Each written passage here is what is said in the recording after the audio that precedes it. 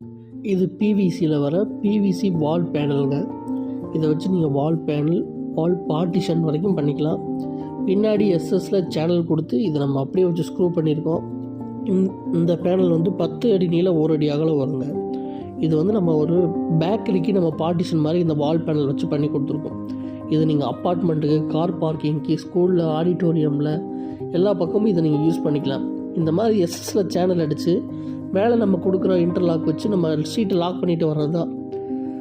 இது பிவிசிங்கிறனால உங்களுக்கு கரையான் பிடிக்காது, துரு பிடிக்காது, தண்ணி பட்டாலும் ஒன்றும் ஆகாது.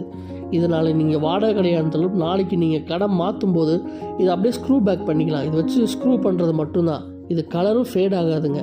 தண்ணி பட்டாலோ அழுக்கு பட்டாலோ ஒன்றுமே ஆகாது.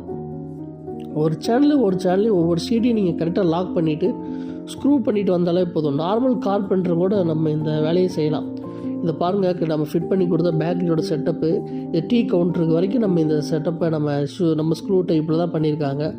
இது வந்து ஒரு டேபிள் மாதிரி அவங்க செட் பண்ணியிருக்காங்க. அந்த டேபிளுக்கு முன்னாடி நம்ம இந்த ஷீட்டை வச்சு தான் மறைச்சிருக்கோம். பின்னாடி ஜாமான் வச்சுக்கிற மாதிரி அவங்க செட் பண்ணியிருக்காங்க.